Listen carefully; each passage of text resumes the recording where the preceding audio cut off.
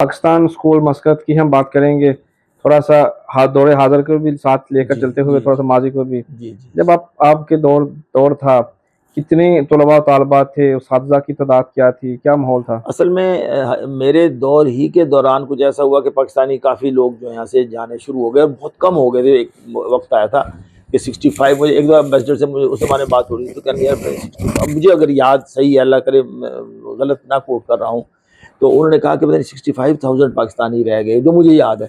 तो उस वक़्त 65,000 ओनली? हाँ, मैं मतलब पता नहीं, मुझे याद है कि ये फ़िगर हो सकता है ज़्यादा हो, 1,65,000 हो, मुझे नहीं पता। मैं वैसे आपको बता रहा हूँ कि कम हो गए थे काफ़ी, और हमारे स्कूल में उस वक़्त 13,000 तक भी रहे हैं। लेकिन उसके बाद हमने जब ओ लेवल वगैरह स्टार्ट किया, और जब मैं गया और जब काजी साहब आए और मैं यहाँ से गया हूँ, मेरा ख़्याल उस वक़्त 2,200 के करीब तादाद हो गई थी दोबारा। अच्छा, लेकिन दोबारा। कम तर भी मुझे याद है कि एक बार 13 साढ़े 1300, हालाँकि हमारी फ़ीस बहुत कम थी। 18 रुपए थी सिर्फ़ जब मैं आया हूँ। तो दो दो रो रा उसमें 4 साल में मेरा ख़्याल है, बल्कि 6 साल में जब मैं वहाँ गया हूँ, तो 1 बढ़ा था रुपया, फिर 1 रियाल बढ़ा था, फिर 1 रियाल बढ़ा, शायद 20 रियाल तक आ गई थी। ठीक है, अब शायद 38-40 अब रुपए 36 से पहुँच चली गई। गई हाँ। है। तब असातिज़ा की तनख्वाह कितनी थी? जब मैं आया हूँ तो 130 देते थे उनको, जो टीचर्स जिन्होंने नहीं किया होता था बीएड, जो सिंपल बीएस होती थी, ऐसी बच्चियां काम कर रही थी बीए, और जो बीएड वाली थी वो 145 होती थी, 145।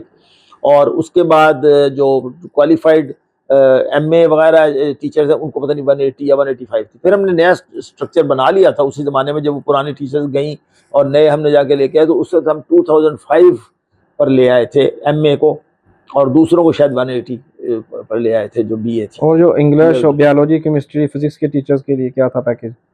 बस ये 205 जो था ना उस ज़माने में मैक्सिमम था, फिर किसी को कोई एक्सपीरियंस की बुनियाद पे 5 रियाल बढ़ा दिए, 10 रियाल बढ़ा दिए। लेकिन उस ज़माने में बढ़ने शुरू हो गए थे, क्योंकि असल में टीचर्स मिलते नहीं थे इतने उस वक़्त, क्योंकि पाकिस्तान में भी सैलरी टीचर्स की बेहतर थी। अच्छा, अच्छा, तो अच्छा। 200 मुझे 205 याद है अभी तक, 205 मास्टर्स को हमने ऑफ़र किया था, जब मैं 2000 में गया तकरीबन टीचर्स को लेने, ठीक है, ये नए टीचर्स को लेने। मैक्सिमम आपके दौर में 205 रियाल। 205 था बेसिक पे, और उसमें कोई अलाउंस वगैरह देते थे, बाकी रिहाइश देते थे, सही है। मेडिकल देते थे, इस तरह। पाकिस्तान स्कूल मस्कत जो है वो उसमें अभी इलेक्शन होते हैं, फिर चेयरमैन है, फिर उसकी बॉडी है, फिर जो उसके ज़ैली जो शाखें हैं उनमें अब इलेक्शन होते हैं, फिर वहाँ पे एक पूरी काबीना बनती है, जो आते हैं प्रिंसिपल उनको रिपोर्ट करते हैं, दीगर लोगों को रिपोर्ट करते हैं, चेयरमैन आ रहा है, सदर साहब आ रहे हैं जो उनके लिए खिदमत में ये चीज़ें पेश करें जी, कभी वो आ रहे हैं। तो ये क्यों सिलसिला शुरू हुआ और ये इलेक्शन का, और फिर जो जो उसके बेसिक एक्सपेंस थे उसी में से यूज़ करके जो दूसरे लोगों को, बाहर के लोगों को खिलाना पिलाना शुरू कर दिया? ये मेरे दौर में इलेक्शन शुरू, ये मतलब मैं बता रहा हूँ ना, वो उस वक़्त नहीं होते थे। जब मैं वापस आया हूँ सऊदी अरब से, तो उस वक़्त ये सिस्टम आ गया था, क्योंकि काजी साहब से मैं मिलता था, तो काजी साहब कह रहे इलेक्शन में फलां आदमी आ गया, फलां आदमी, और वो मैं उन दोनों काजी साहब जाने वाले थे, बल्कि दूसरे को उन्होंने बुला भी लिया था। काजी साहब से मेरी बाहर ही मुलाकात हुई, और जब मैं वापस आया हूँ फाइनली, लेकिन दरमियान में मैं हर छुट्टी के वक़्त वापस साल बाद छुट्टी होती थी तो मैं आता था। भाई साहब छुट्टियाँ भी होती तो यहीं होते थे, मुलाकात हो जाती थी। उस वक़्त सिस्टम नहीं था। तो मैं वापस आया हूँ 2008 में। तो मेरा ख़्याल है 2008 ही में ये चेंज हुआ था, क्योंकि इलेक्शन वग़ैरह हो रहे थे। शब्बीर साहब का बोर्ड था, शब्बीर साहब बाद में चेयरमैन बन गए थे, ज़िया साहब, और ये इनकी एक ग्रुप था जिसमें ये सारे बन गए थे, सक्सेसफुल हुए थे। तो वो 2008 था ग़ालिबन। मैं आया था जुलाई में, ये शायद अक्टूबर में हुआ। उसके बाद मैंने 1 साल यहाँ यूनिवर्सिटी में पढ़ाया, ओपन यूनिवर्सिटी में, और 2009 तक। फिर उन्होंने मुझे कहा कि वहाँ खाली हो गया ये निज़वा, और निज़वा में भी कम्युनिटी की प्रॉब्लम था, 2 कम्युनिटी में इस तरह आप चले, तो अगर आप फारिग हैं तो उधर। फिर मैंने यहाँ से बड़ी मुश्किल से फारिग छुट्टी ली, उनसे फारिग ली। उन्होंने कहा टीचर मेरी जगह लगाओ, एक टीचर मैंने ढूँढ के अपनी जगह लगाया, और मैं निज़वा चला गया एज़ प्रिंसिपल। सही है। तो उस वक़्त जो था ये हो चुका था, और पहला इलेक्टेड वाला बोर्ड हो रहा था उस वक़्त, शायद उससे पहले भी शुरू हो गया हो, लेकिन मैंने जो देखा वो 2008 में इलेक्शन हो रहे थे। आपके ख्याल में जो इलेक्शन होते हैं या बोर्ड बनता है स्कूल के अंदर या पाकिस्तान स्कूल सिस्टम के ऊपर, उसके आने से कुछ तब मुस्बत तब्दीलियाँ या मनफी तब्दीलियाँ आई हैं कि नहीं? मुख्तलिफ दौर में मुख्तलिफ हुआ है, बोर्ड पे डिपेंड करता है। नहीं, ओवरऑल हम बात करेंगे। आप एक आपका मतलब कि उस सिस्टम से इस सिस्टम में पहले तो इंडिपेंडेंट थे, वो प्रिंसिपल है तो फुल अथॉरिटी उसके पास है, रियाज फारत खाना के पास है। अब हाँ, सारा इख्तियार जो चला गया है चेयरमैन के पास। इसके वैसे देखें, बात सुने, फिर वो जाति वाली बात आ जाती है। जहाँ तक मेरा जाति सिस्टम मतलब ताल्लुक है ना, मैंने वो दौर देखा और फिर ये अब दौर देखा जो मेरे जिसमें मैंने जॉब सिर्फ 2 साल किया। मैंने देखा कि उस दौर में स्टेबिलिटी ज़्यादा थी जब एम्बेसडर चीफ रहते थे ना, पैटर्न पैटर्न चीफ जी। चीफ।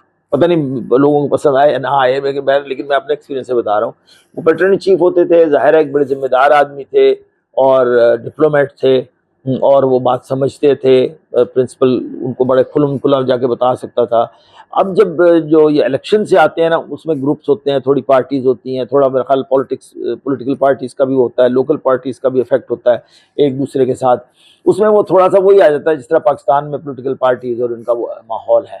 तो मेरा ख्याल में, अब मतलब मेरा ज़ाती ख्याल है ये कि मेरा ख्याल है वो स्टेबल था, मेरे ज़ाती ख्याल में वो सिस्टम। ये जो अभी इलेक्शन वाला सिस्टम है, सिस्टम ठीक नहीं है।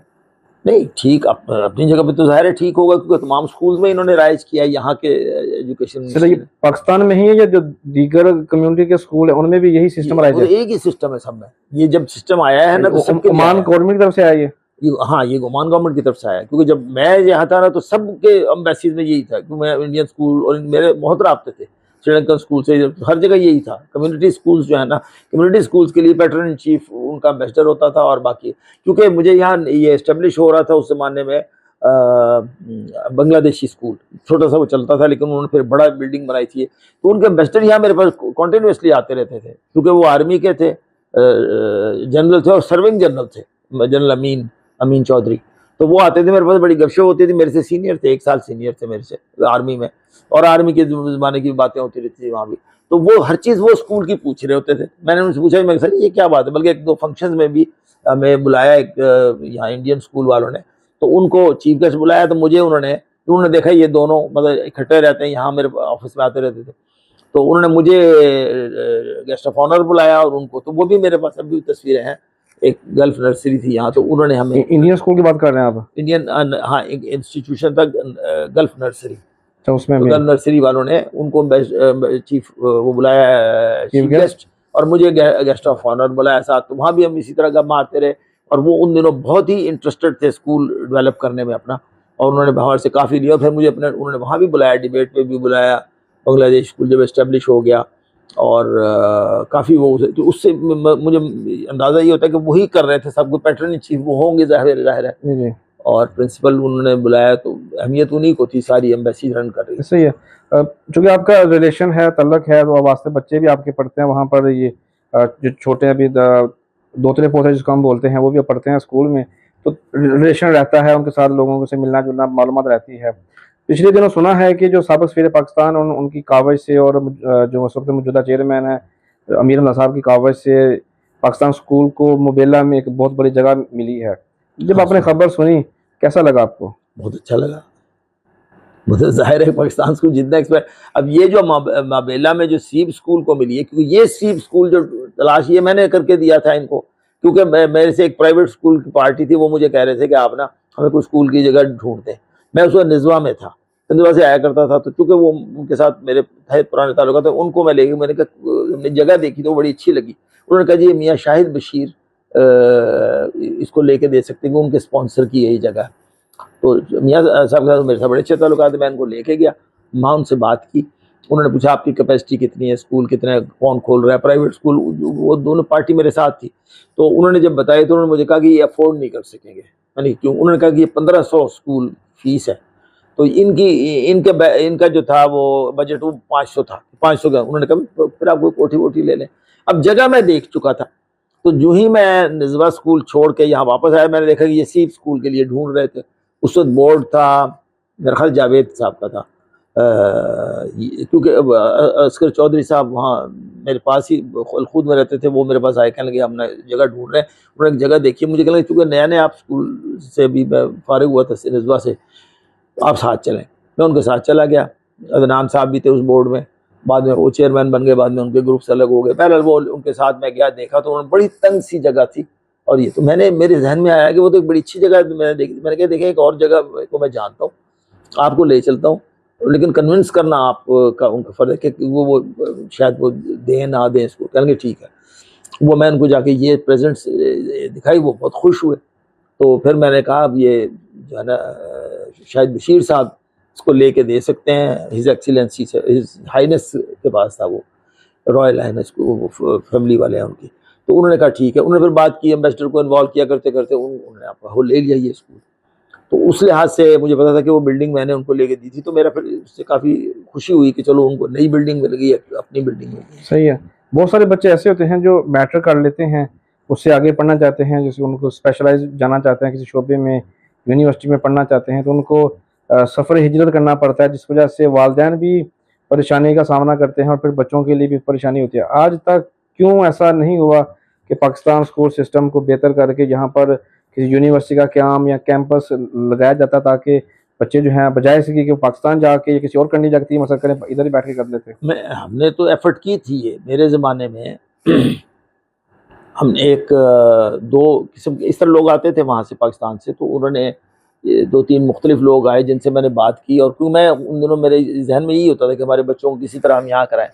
तो उन्होंने मुझे कहा कि हम आपको BCom और BBA और BA ये फैसिलिटीज़ हम आपको दिलवा सकते हैं कराची यूनिवर्सिटी से, और क्लासेस आप रेगुलर करेंगे, हमें उनकी कुछ रिक्वायरमेंट्स थी। वो मैंने कहा ठीक है। तो हमने यहाँ क्लासेस की, उस ज़माने में मैंने स्टार्ट की थी BCom की। इवनिंग में कुछ सब्जेक्ट मैं ख़ुद भी पढ़ाता था। हमने उनको एक्स्ट्रा पैसे देने शुरू किए टीचर्स को, काफ़ी टीचर आते थे। मुझे याद है अब्दुल समद साहब थे यहाँ, वो नए नए आए थे, उनको भी मैंने कहा कि शाम को आप, वो भी फारिग होते थे, वो शुरू किया उन्होंने। और बल्कि मुझे इतना याद है जो यहाँ पर वो जो थे शायर हमारे, उसने उसी ग्रुप में पढ़ा था, ताहिर जो थे, वो उसी ग्रुप में पढ़ के, क्योंकि मैं इनको पढ़ाता था। तो हम ये इनको मैंने दो एक साल जो है ना, इन्होंने ग्रेजुएशन भी की। उसके बाद मैं चला गया यहाँ से। जब तक मैं यहाँ रहा तो हमने क्लासेस शाम की शुरू कराई। अब वो कैसे ख़त्म हो गई कभी पूछा नहीं मैंने किसी से। काजी साहब बाद में आ गए थे। अब शाम की क्लासेस क्या है, उसमें BBA, BCom और BA, ये 3 हमने शुरू कराई थी कि इस तरह कम से कम हम आगे चलेंगे तो फिर तरक्की होगी, कम से कम ग्रेजुएशन के लिए गुंजाइश हम अपने बच्चों के लिए निकाल लें।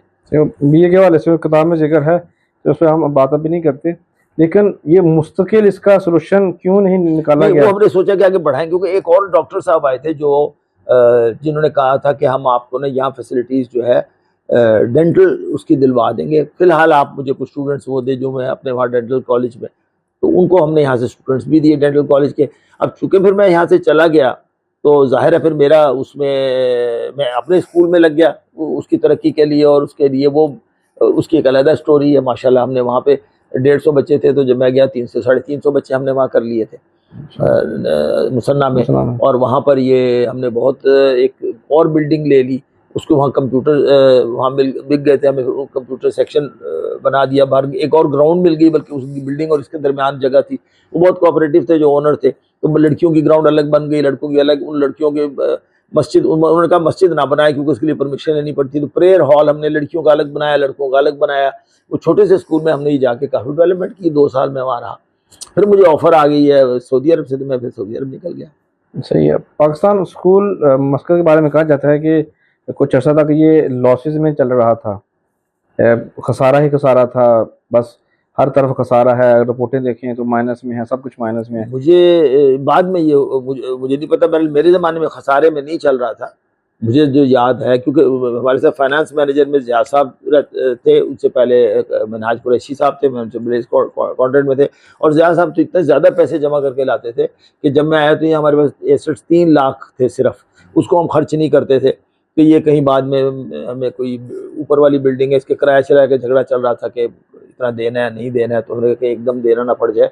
और इन्होंने तो और ज़्यादा बहुत इंक्रीज़ कर दिया था ज़िया साहब ने। अब ये पता नहीं फिर बाद में किसी ज़माने में लॉसेस हुए होंगे, मुझे उसके बारे में नहीं पता। अच्छा, ज़िया सिद्दीकी साहब थोड़े बारे में बात कर लेते हैं। आप उनका इंटरव्यू करें किसी वक्त ना, ज़िया साहब आपको बताएंगे सारे फाइनेंसेस का 100%। टाइम नहीं दे रहे, लेकिन मैं चलो चाहता हूँ कि थोड़ा सा ना बात कर लें। वो कुछ आप उन्हें कहें कि मैं सिर्फ फाइनेंशियल से बात करूंगा, फिर हो सकता है आपको दे दें, क्योंकि वो उसके एक्सपर्ट है माशाल्लाह। अच्छा, ज़िया सिद्दीकी साहब, जब भी कोई भी बोर्ड डिसॉल्व होता है, ख़त्म होता है, उसको हटाया जाता है किसी भी वजह से, शिकायत की वजह से या अपना टाइम पूरा करने के बाद, हमेशा ज़िया सिद्दीकी साहब ही क्यों आते हैं?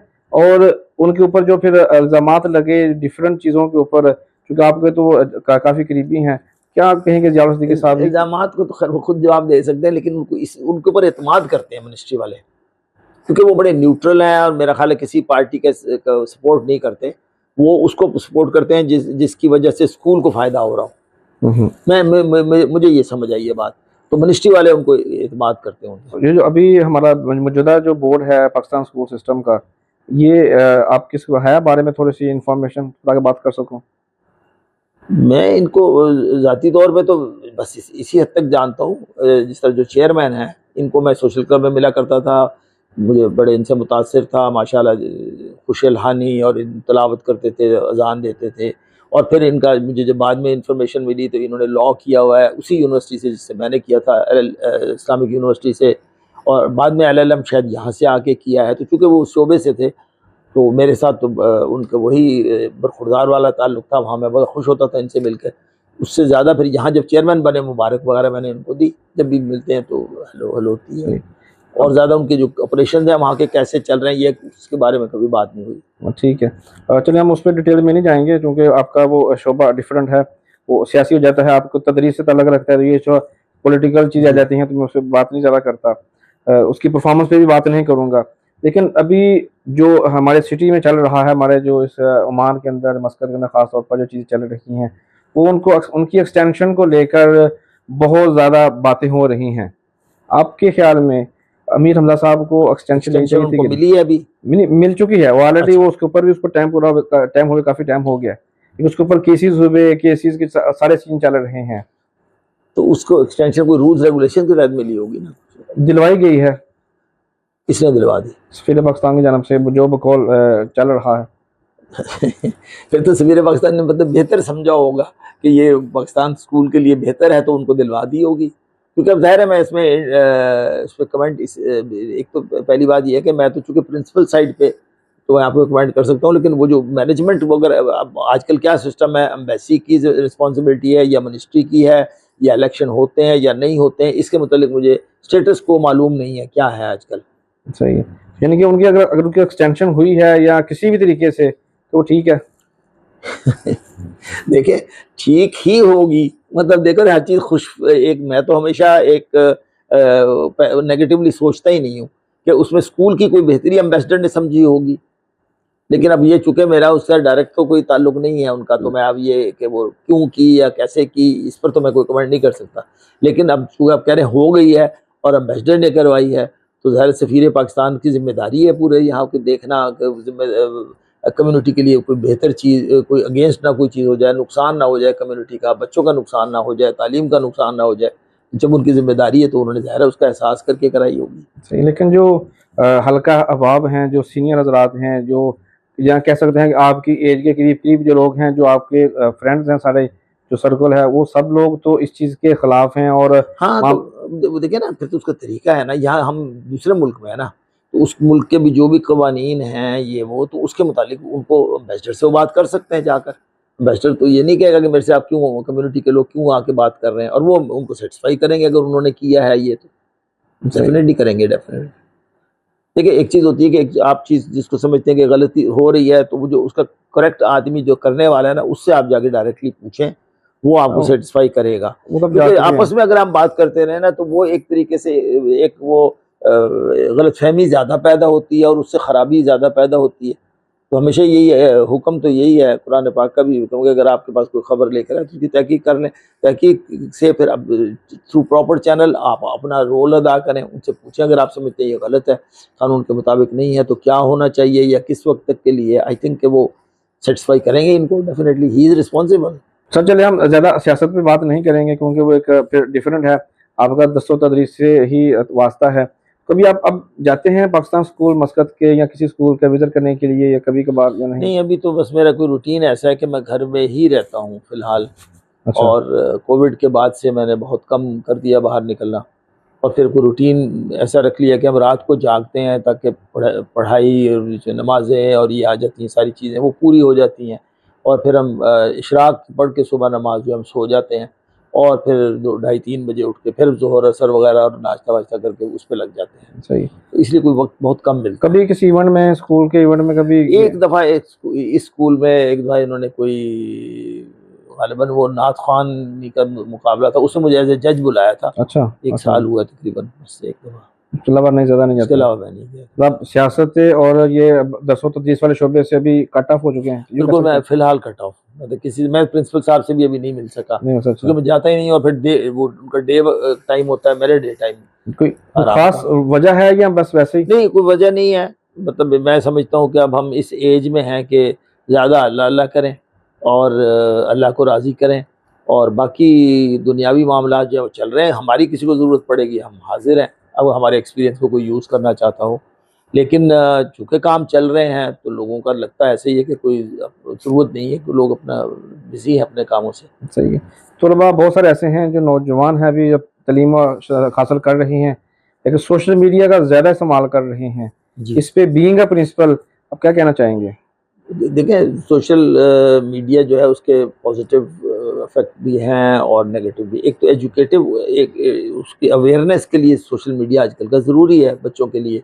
अगर आप बिल्कुल उसके मुतल्लिक आपको मालूम ही ना हो, एक दूसरे को, इसमें कम्युनिकेशन बढ़ गया है, लोगों के कॉन्टेक्ट्स बढ़ गए हैं, और उस वजह से जो है लोग इसके बगैर उनको वो चीज़ें हासिल नहीं होंगी जो कि सोशल मीडिया से होती हैं। लेकिन उसके लिए वक्त जो है ना वो कम से कम मुकर्रर होना चाहिए। उसको उतना ही वो वक्त दें जो अफ़ोर्ड कर सकते हो और जो उसमें तालीम में हर्ज ना हो रहा हो। तो ये इसको पेरेंट्स को भी चाहिए और टीचर्स को भी चाहिए कि उनको ये बच्चों को ये गाइड करते रहें कि किस हद तक जाना है, किस हद तक नहीं जाना। छुट्टियाँ हैं, छुट्टियों में उसको यूज़ कर लें। वीडियो गेम्स लोग ज़्यादा खेलने लगे हैं, उसको भी एतदाल के साथ, जब उनको वक्त होता है तो उसको यूज़ करें। सोशल कॉन्टैक्ट एक दूसरे के साथ उसको कम से कम करें। इसी तरह फिर लोगों में आजकल डिस्प्ले का बहुत आ गया है, इंस्टाग्राम और ये अपनी तस्वीरें हर एक्टिविटी की देने की। इसकी कोई ख़ास ज़रूरत नहीं है, लेकिन बहरहाल लोग कर रहे हैं, तो वो भी अगर इत्तेदाल के साथ करें और तो उसमें तो कोई, लेकिन अगर आप उनकी तालीम में हर्ज हो रहा हो ये है, तो फिर उनके ऊपर सुपरविजन ज़रूर चाहिए पेरेंट्स की। जी, आपका वसीले से तजर्बा है, जैसे आपने कहा आप टीचिंग भी करते रहे हैं, साथ में पढ़ाते भी रहे हैं बच्चों को, और प्रिंसिपल भी रहे हैं। जी। बहुत सारे बच्चे ऐसे हैं जो निकम्मे होते हैं, जिनको सबक याद ही नहीं होता। क्या टिप्स टिप्स देना पसंद करेंगे आप उन बच्चों के लिए जिनको सबक याद नहीं होता या भूल जाते हैं? असल में बच्चों के साथ ना कम्युनिकेशन बहुत ज़रूरी है। अगर टीचर ये समझ रहा है ये सबक याद नहीं हो रहा है, तो वो उससे कम्युनिकेट करें, उसको डिफरेंट मेथड्स उसको करें, उसके कोई रीज़न होंगे। अगर वो घर की वजह से, उसके घर के हालात ऐसे हैं कि उसके उसके पेरेंट्स से कम्युनिकेट करें। देखिए 3 चीज़ें जो है ना ये बड़ी ज़रूरी होती हैं स्कूल के लिए, स्टूडेंट्स, पेरेंट्स और टीचर्स। जी, जी। और इन टीचर्स और पेरेंट्स का मकसद जो होता है वो ज़ाहिर है अपना, वो भी जॉब कर रहे हैं और अपनी उनको सैलरी मिल रही है उन फीसेस से जो कि पेरेंट्स की तरफ से आ रही है। तो ये उस बच्चे की खातिर ही वो पेरेंट्स पैसे खर्च कर रहे हैं, और ये जो इनको मिल रही है, जो सैलरी वगैरह मिल रही है, ये उस बच्चे ही की खातिर इनको मिल रही है। तो इनको भी आउटपुट देनी चाहिए, बच्चे को जो है मशाकिल उसकी दूर करें, और अकेले नहीं कर सक रहे हैं और इनको मालूमात नहीं, तो ये पेरेंट्स के साथ कोऑर्डिनेट करके उसके बच्चे के प्रॉब्लम, ये हर जगह नहीं ज़रूरत पड़ेगी, बहुत कम लोग होता है, लेकिन आपको पेरेंट्स के साथ काउंसलिंग करनी पड़ेगी। इसलिए मैं एज ए प्रिंसिपल तो बुला लेता था पेरेंट्स को, जब टीचर मेरे पास लाते थे। टीचर ज़ाहिर हर एक पेरेंट्स से तो डायरेक्टली नहीं करेंगे, प्रिंसिपल से बताएं कि ये है, तो वो उनको एक टाइम दें और पेरेंट्स को घर यहाँ बुलाएं। अच्छे स्कूलों में भी यही होता है, और वो उनसे काउंसलिंग करते हैं कि भाई आपका बच्चा इस तरह जा रहा है, ये तो इसके क्या मसाइल है, और उनके साथ जब वो डिस्कस करके वो उसका कोई ना कोई हल निकालेंगे, क्योंकि कोई उसकी वजह होगी। बच्चा जो है कुन ज़हर अगर वो है, तो उसका अगर कोई फिज़िकल रीज़न है तो उसको मेडिकेशन उसके लिए ज़रूर होगी, थेरेपीज़ होंगी जो मुख्तलिफ कर सकते हैं। और अगर वो बच्चा मस्ती कर रहा है, नहीं कर सकता, तो उसको ज़ाहिर है ऐसी चीज़ें कम करनी पड़ेंगी जिससे वो ज़्यादा यूज़ कर रहा है। मसलन अगर उसके पास, आपके पास उसको ये आईपैड और इस किस्म की चीज़ें यूज़ कर रहा है, उसको ले लेंगे, उससे कहेंगे ये आपको नहीं देंगे जब तक आप ये काम ना करें। तो इसके लिए आपको बड़ी हिकमत के साथ चलना पड़ेगा, टीचर और पेरेंट्स को। ये तो था बीइंग अ प्रिंसिपल। एक टीचर जो है, अगर आप थोड़ा-सा आप टीचर की पोज़ीशन पे आ जाएँ कि आप टीचर हैं, एक बच्चा बहुत ही कुंद ज़हन है, बल्कि मेरे जैसा बहुत ही ज़्यादा निकम्मा है, कुछ पल्ले नहीं पड़ता, कुछ समझ में नहीं आता। आप उस ऐसे बच्चे को कैसे समझाएँगे? देखिए, इस बच्चे को वही बात है काउंसलिंग में ना, पहले तो उसकी, जब आप पहले डिटेक्ट करेंगे उसकी बीमारी, उसी वक्त उसका इलाज हो सकता है। तो वही मैंने जिस तरह अर्ज़ किया है कि उसको पहले देखेंगे कि वो फिज़िकल है या उसकी कैपेबिलिटी नहीं है, और उसमें क्या है, तो जिस तरह भी होगा उसको आप जो है उसको एक्स्ट्रा काम देंगे, एक्स्ट्रा टाइम देंगे समझाने का। फिर उसको कोई चीज़ें, उसकी बात बेसिक्स हैं जो उसको वो मिस करता है। मिसाल के तौर पे आपका सबक आगे निकल गया और वो इसलिए अब उस तक नहीं चल सकता कि उसका बेसिक्स उसको नहीं आती। मिसाल के तौर पर बिल्कुल बेसिक्स पे अगर आप जाए, एक को अल्फ़ाबेट्स ही नहीं आते और आप उसको सबक आगे दिए जा रहे हैं, तो फिर आप उसको एक्स्ट्रा टाइम देके अल्फ़ाबेट्स पहले याद कराएंगे, उसको कहेंगे पहले वो साथ साथ याद करो, फिर आपको अगला सबक भी साथ पढ़ेंगे। या एप्टीट्यूड उसका उस सब्जेक्ट की तरफ नहीं है, ये जरा बड़ी लेवल पर होगा 8th 9th में आकर। अगर एक का एप्टीट्यूड साइंस की तरफ नहीं है तो उसको साइंस मत पढ़ाएं, क्योंकि और बहुत से फील्ड्स हैं, क्योंकि साइंस हर बंदे का काम नहीं है पढ़ने का। मैथ्स हर बंदा नहीं पढ़ सकता। दिमाग के अंदर वो कहते हैं 4 पोर्शन होते हैं, एक उसका लॉजिक का है, एक फिगर्स का है, एक उसके क्रिएटिव चीज़ों का है। हो सकता है वो ज़्यादातर जो है वो क्रिएटिविटी की तरफ हो, आर्टिस्ट बन जाए बेसिकली, लेकिन वो कभी भी उसको केमिस्ट्री की समझ नहीं आएगी। तो ये चीज़ें जो है ना, ये आजकल के ज़माने में ज़रूरी नहीं होता कि हर एक को कहना है कि तूने डॉक्टर ज़रूर बनना है, तो वो उसको और बहुत से फील्ड्स हैं। लॉ की तरफ ले जाएं, उसको लॉ में इंटरेस्ट हो जाएगा, और कुछ नहीं तो फिजिकल एजुकेशन की तरफ ले जाएं, उसको स्पोर्ट्स का आदमी है तो उसको स्पोर्ट्स के मतलब नॉलेज हो जाएगी, ठीक है। और आप ग्रेजुएशन के बाद आजकल बहुत फील्ड्स आ गए हैं, आपको टूरिज्म का आ गया है, होटल मैनेजमेंट का आ गया है, और ये इवन एयरलाइनर्स के अंदर ग्राउंड जॉब्स भी हैं, केबन जॉब्स भी हैं, क्रू केबन के तौर पे। तो ये सारी चीज़ें, एक बंदे को बाहर घूमने का शौक है, उसे कहा अच्छा फिर तुम्हें इस तरह ज़्यादा बाहर घूमने का मौका मिलेगा, इस पर मेहनत करो, ग्रेजुएशन कर लो तुम इसमें, एयरलाइनर्स के उसमें। तो ये चीज़ें हैं, वो आपको उसका एप्टीट्यूड देखना पड़ेगा, रीज़न सबसे पहले देखना पड़ेगा कि वो क्यों कौन जहन है। तो फिजिकली अगर उसका मसला है तो फिर उसको डॉक्टर के लिए जाना पड़ेगा, डॉक्टर उसका मेडिकल टेस्ट करेगा, देखेगा उसमें तो विटामिन डी की कमी है, ई की कमी है, उसके मुताबिक वो उसको ट्रीटमेंट देगा। सही है। और अगर उसका दिमाग नहीं है तो उससे आपको ये मैं वर्स्ट टू वर्स्ट चीज़ें बता रहा हूँ। आजकल के ज़माने में साइकेट्रिस्ट के पास ले जाना पड़े, फिर उसको आपको बताएगा कि इसको ये चीज़ें करें, ये कम करें, ये ज़्यादा करें, ये होगा। सही है। स्कूल में बेशुमार बच्चे हैं, फीस बेसिक है, जिस तरह आपने कहा कि फ़ीस के ही सारे आगे मामला चलते हैं। बहुत सारे बच्चे ऐसे हैं, मुझे भी जब से ये इंटरव्यू सिलसिला शुरू किया तो काफ़ी सारे मैसेजेस आ रहे हैं, फेसबुक पेज के ऊपर भी, और पर्सनल भी मैसेज कर रहे हैं कि जी हमारे बच्चे को दाखिल कराना चाहते हैं, लेकिन हम 38 ओमानी रियाल भी अफोर्ड नहीं कर पा रहे, क्योंकि पाकिस्तान फैमिली रख नहीं सकते, इधर इतनी तनख्वाह नहीं है कि हम पूरी सैलरी जो है ना फ़ीस पे कर सकें। क्या पाकिस्तान स्कूल सिस्टम में आपके दौर में या कोई ऐसा सिस्टम मौजूद है कि जहाँ पर बच्चों की फ़ीस की माफ़ी की हो सके या फ़ीस हाफ हो जी, जाए? उसमें ये था, हमारे ज़माने में ये बहुत कंट्रोवर्सी चलती थी कि फ़ीस माफ़ कराई जाए ये वो, लेकिन फ़ीस माफ़ करें तो फिर there is no end to it. वो हमने काफ़ी उसमें ये देखा कि पहले बच्चे को चलो 2 बच्चे फुल देंगे तो एक का हाफ़ कर दो, फिर उसका 2 बच्चों तक का हाफ़ कर दो, फिर ये इस तरह 3-4 बच्चे, जिनके बच्चे ज़्यादा होते थे तो हमने उनको रिलीफ़ देने की कोशिश की। फिर अल्टीमेटली यही आ जाता है कि ओवरऑल रिस्पॉन्सिबिलिटी कम्युनिटी पर आ जाती है कि आप अपने एज़ ए कम्युनिटी आप उस बच्चों को चलाएँ। और मैंने आपको इस तरह बताया था कि यहाँ ज़िया साहब थे, इनके एक और दोस्त थे, ये इनकी फैमिलीज़ के साथ ये 4 बंदे आते थे, 2 इनकी वाइफ़ थी, 2 ये दोस्त थे, शायद अनवर साहब नाम था उनका। और ये इन्होंने हमें कहा हुआ था शुरू में, जब इसी तरह मेरा इंट्रोडक्शन हुआ था कि ये उस वक़्त सर्विस में थे बैंक में, तो ये कहते थे कि आप ना किसी को फ़ीस के बगैर ना निकालें, अगर कोई फ़ीस नहीं दे सकता तो हम उसका अरेंज करेंगे। अच्छा। मैं समझता था ये कोई बहुत पैसे वाले लोग हैं, ये अरेंज कर देंगे। मतलब मुझे नहीं पता था कि क्या करते हैं। तो मैंने इनको बता दिया, ये कर देते थे। तो मैंने फिर एक दिन से पूछा, मैंने कहा कि ये आप कैसे क्या करते हैं आप ये? तो पता लगा कि ये बैंक में मुलाज़िम है, वो भी इसी तरह थे। तो ये एज़ ए सोशल सर्विस लोगों को जानते थे कि ये लोग जो हैं दे सकते हैं, और तो ये उनसे फिर लेके एक सिस्टम करते थे कि वो कलेक्ट करके, और जो डिज़र्विंग होते थे, और फिर इनको पेरेंट्स का भी उनका पता था कि कोई वाक़ई डिज़र्विंग है या वैसे और कहीं खर्च कर रहा है और बच्चे पे नहीं खर्च कर रहा है। तो इस तरह करके ये उन्होंने ऐसा सिस्टम किया था, और वहाँ से फिर हमने काफ़ी बच्चों की फ़ीस देनी शुरू की, फिर और लोगों को मोटिवेट किया। फिर मैं मिज़वा गया, इन पर डिपेंड करते फिर मैंने और वहाँ के लोगों को बड़े मोटिवेट किया, और वो उन्होंने फिर ऐसे लोगों को और लोगों से लाके फंड्स मुझे देने शुरू किए। रिस्पॉन्सिबिलिटी उठा ली, एक आदमी अच्छा है, उसे 2 बच्चों की अपनी फ़ीस दे रहा है, मैं कि 1 बच्चे की और दे दें, फिर वो तो एक्स्ट्रा दे देते थे। सही। एक डॉक्टर थे हमारे, उनके ज़्यादा बच्चे वो थे, तो मैंने जब देखा तो मैंने 1 बच्चे की मैं खुद दे देता था, उनके बच्चे की। मैंने कहा वो बहुत ही अच्छे थे, बाकी बच्चों की वो खुद देते थे, लेकिन उनकी सैलरी कम थी। तो मुझे बाद में भी आके यहाँ मिलते रहे, बाद में मुझे उनका कभी नाम भी नहीं पूछा, लेकिन उस 2 साल तक मैंने उस बच्चे की फ़ीस दी, मुझे बड़ी खुशी होती थी कि चलो 1 बच्चे की मैं फ़ीस दे रहा हूँ। तो वो इस तरीके से सारी एफर्ट करनी पड़ती है एज ए कम्युनिटी, एक जो है ना सोशल सर्विस के ऊपर लोगों को मोटिवेट भी करना पड़ता है, खुद भी हिस्सा लेना पड़ता है। तो अल्लाह ताला मुकम्मल करा देता है अगर आप उसको नेक नियति से कोई काम शुरू आपने तकरीबन 8 साल से ज़्यादा अरसा जो है ना पाकिस्तान स्कूल मस्कत के लिए खिदमत सिस्टम अंजाम में दी हैं। गुजारा। जी सबसे ज्यादा खूबसूरत और यादगार लम्हा कौन सा था? देखें, लम्हात आपने बड़ा, मैंने आज तक इस पर सोचा नहीं है कभी। और लेकिन मैं समझता हूँ कि मैंने जब किसी को भी यहाँ टीचर्स को कोई ऐसा रिलीफ दिया कि जो उनका कोई रुका हुआ था, कोई प्रॉब्लम, मैंने ये सिस्टम शुरू किया था कि टीचर्स के साथ ना मैंने इंटरव्यू लेने शुरू किए। शाम को आता था, मगरिब के बाद बैठता था, फिर एक एक दो दो करके के आज 3-4 टीचर्स को बुला लेता था कि आज मुझे आके मिले, क्योंकि सारे 100 टीचर के थे तकरीबन, मैं वहाँ से दुबई से आया था। तो मैंने वो जो टाइम लगाया तो टीचर्स के घरेलू जो है ना वो मसाइल मुझे पता चले, और बहुत से लोगों के ऐसे मसाइल पता चले।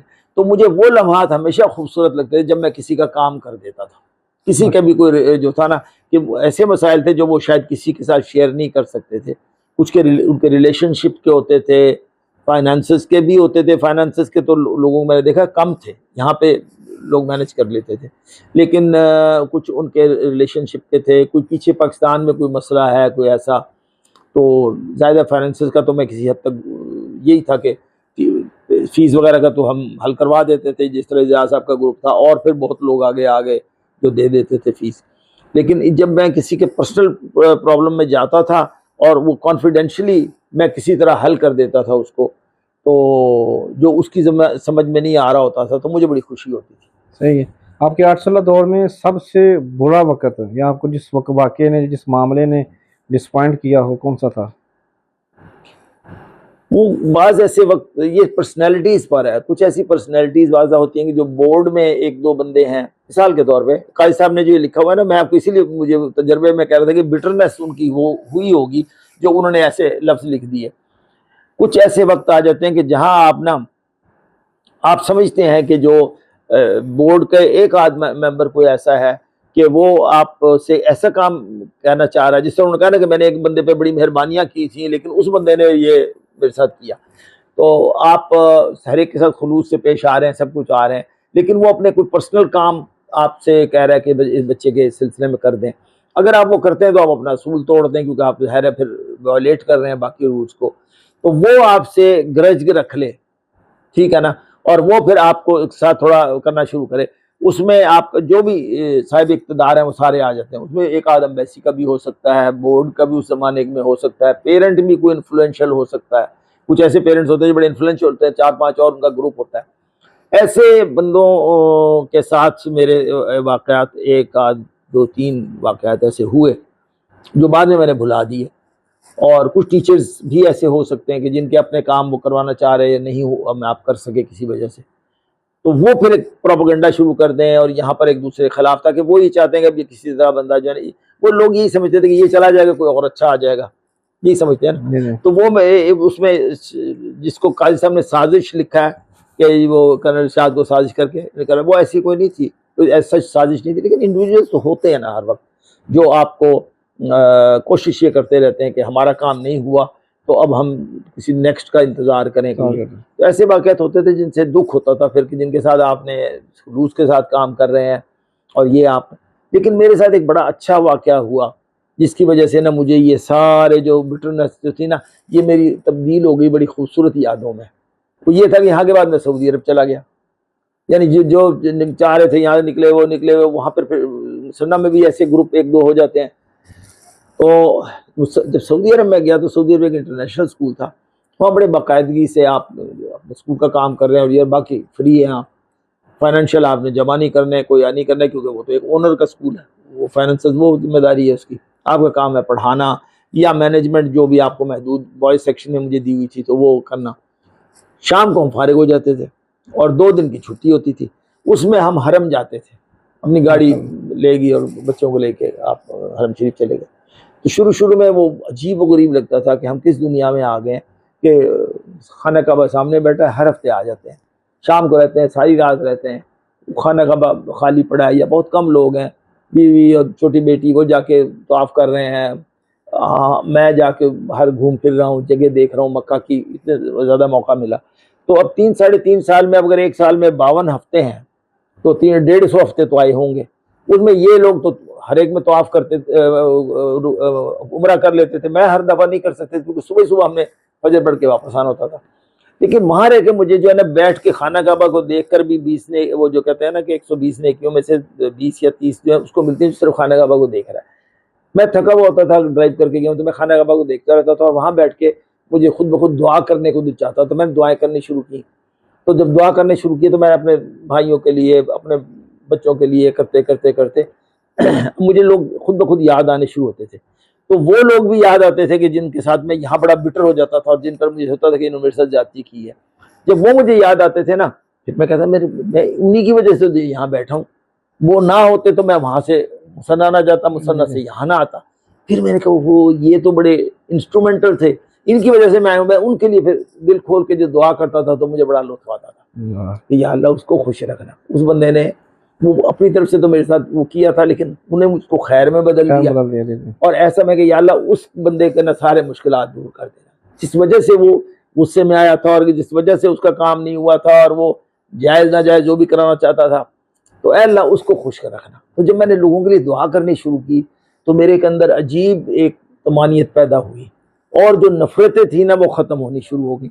यानी नफ़रत हर एक से होती थी। तो पहले हम जब आर्मी के ज़माने में भी 4 बंदे मिले हैं तो 5वां नहीं है तो उसके खिलाफ बातें कर रहे हैं, उसको एंजॉय कर रहे हैं, कमांडिंग अफसर के खिलाफ बातें कर रहे हैं। कमांडिंग अफसर उन में से कहीं दुनिया में नहीं रहे थे, वो याद आने शुरू हुए। उनके लिए इतनी दुआएं करनी शुरू की उस कमांडिंग अफसर के लिए जिसके खिलाफ हम बैठे बातें करते थे, और अल्लाह उसको जन्नत में जगह दे, उसके पीछे बच्चों को अल्लाह फ्लरिश करे, उसके बच्चे बहुत ऊपर। तो इतनी ये दुआएं और वो करके ना उन लोगों के खिलाफ जो बड़े अनप्लेजेंट जिनके साथ हमारे तजुर्बे थे ना, तो मेरे अंदर जो है ना जो खुशी का एहसास हुआ, तो एक अल्लाह ने वो अजीब सी वो चीज़ वो पैदा कर दी। तो वो मैं उसको मतलब आदमी बयान नहीं कर सकता उस तजुर्बे को।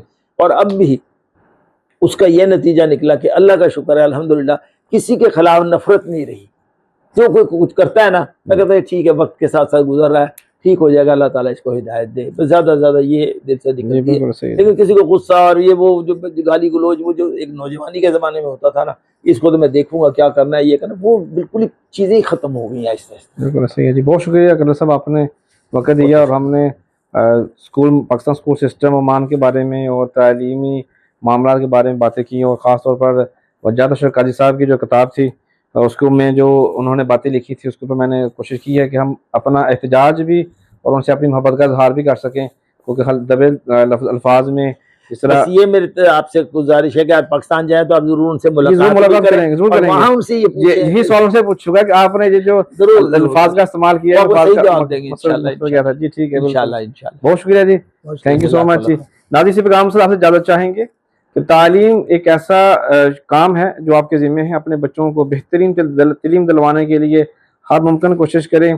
तालीम होगी तो ही पाकिस्तान तरक्की करेगा, क्योंकि तालीम ही हर एक चीज़ की कामयाबी के लिए एक कुंजी की मानद है। तालीम ही हमारी और हमारे बच्चों की मुस्तकबिल की ज़ामिन है। मिलेंगे फिर किसी नए रोज़ नए मौजू नए मेहमान के साथ, तब तक मुझे इजाज़त। पाकिस्तान जिंदाबाद।